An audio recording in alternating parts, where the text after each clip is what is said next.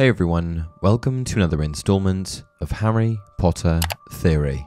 Today we're going to be discussing Dumbledore, the Potters, and the fabled Invisibility Cloak. Specifically, we're going to be taking a look at the events of the time period surrounding the Potters' murder, and why on earth Dumbledore chose to borrow an item of such great protection when the Potter family's lives were in imminent danger. If the cloak is so powerful that even death can't find you, wouldn't it be most useful in the hands of people who are hiding from the most powerful dark wizard to have ever lived? Let's dive in. The Invisibility Cloak is a powerful magical artifact that once belonged to Ignotus Peverell, the youngest brother from the Tale of Three Brothers, a story outlining the origin of each Deathly Hallow. The plot surrounds the three wizard brothers and their ability to cheat death for a short period of time. After conquering death, a personification of death, under the guise of congratulating them, awards them with three gifts: the Elder Wand, the Resurrection Stone, and the Invisibility Cloak. Long story short, each brother chose one of the gifts that death had presented them. Ignotus, the youngest, chose the Invisibility Cloak.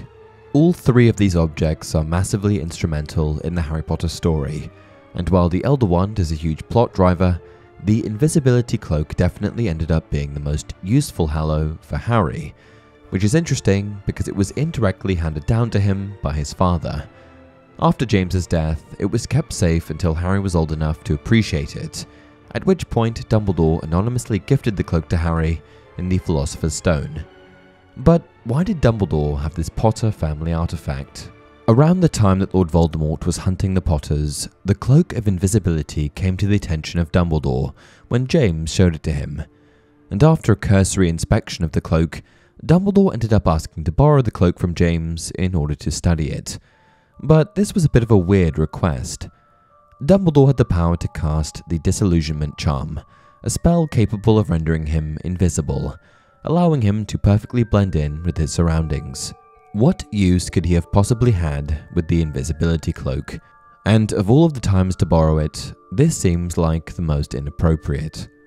The most obvious and safe answer is that Dumbledore wanted to study the cloak because it's one of the three Deathly Hallows. In his youth, Dumbledore became infatuated with the idea of uniting the three Hallows, and though he had long since abandoned that path, he maintained an interest in these powerful magical artifacts. Being a highly knowledgeable and curious wizard, it's possible that he may have wanted to explore the cloak's capabilities and better understand its origins. Furthermore, it's likely that Dumbledore did not feel that James Potter needed the Invisibility Cloak for protection against Lord Voldemort, as the family was already safeguarded by the Fidelius Charm, a powerful enchantment that concealed the location of the Potter family from Voldemort. But of course we all know how well the Fidelius Charm worked out for them. After being betrayed by their secret keeper, Peter Pettigrew, all of the Potters but Harry were killed after Voldemort entered their cottage in Godric's Hollow.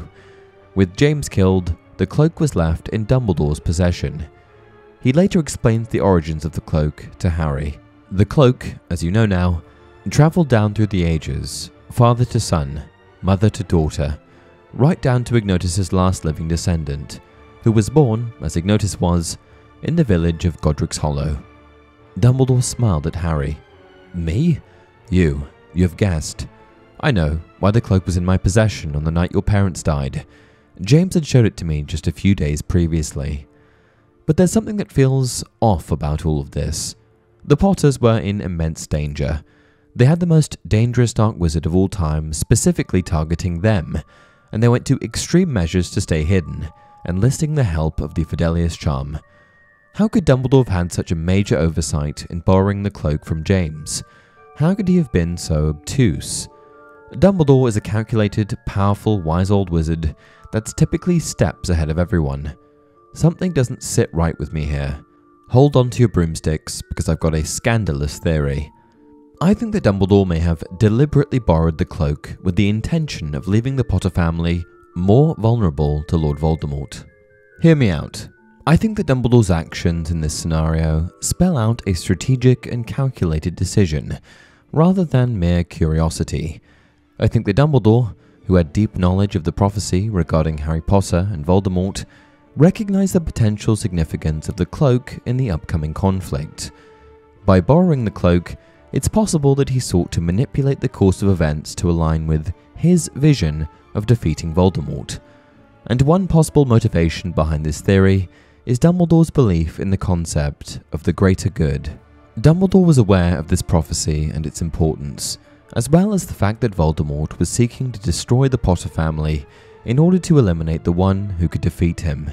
It's possible that Dumbledore saw borrowing the Invisibility Cloak as a calculated move in fulfilling the prophecy and ultimately defeating Voldemort. He may have reasoned that sacrificing the immediate protection offered by the Invisibility Cloak would ultimately lead to a more advantageous outcome, such as enabling Harry to fulfill his role in the prophecy and ultimately defeat Voldemort. This theory also challenges the notion that Dumbledore saw no need for the Invisibility Cloak due to the Fidelius charm. Instead, it suggests that he intentionally gambled with the safety of the Potter family, placing greater importance on the overall outcome of the battle against Voldemort. Dumbledore's manipulation of events throughout the series suggests time and time again that he was willing to take risks for the sake of the greater good. He orchestrated the events leading up to the Battle of Hogwarts, even knowingly placing Harry in harm's way to ultimately defeat Voldemort. Borrowing the Invisibility Cloak would not be out of character for Dumbledore, as it aligned with his willingness to make difficult decisions and sacrifices in service of the larger goal.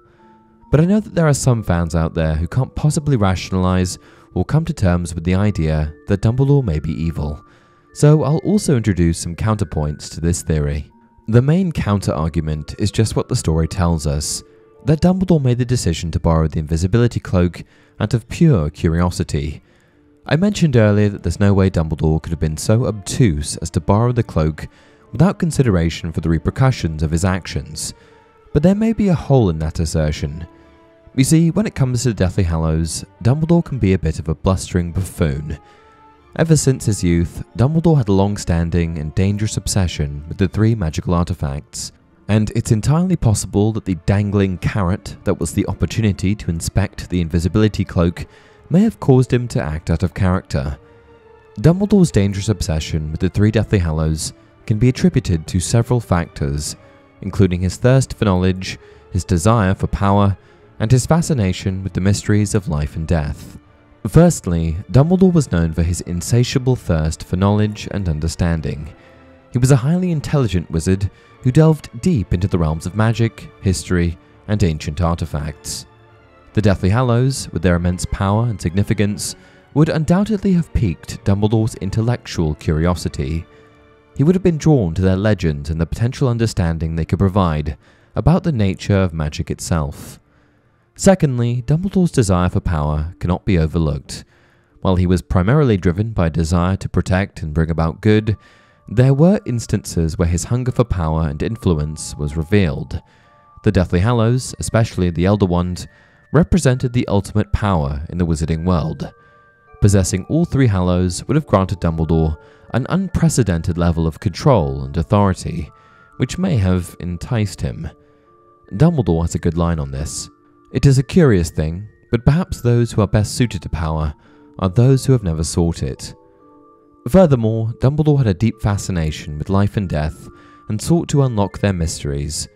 The Deathly Hallows symbolized the mastery over death, and Dumbledore's exploration of this theme was evident in his research and encounters with various magical artifacts throughout his life. The Hallows represented a way for Dumbledore to understand and potentially even conquer death, which may have fueled his obsession.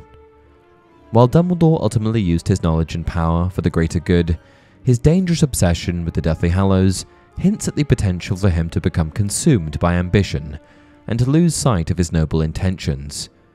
It's also possible that his fascination with these objects clouded his judgment, causing him to overlook things like the Potters potentially needing the cloak to protect themselves.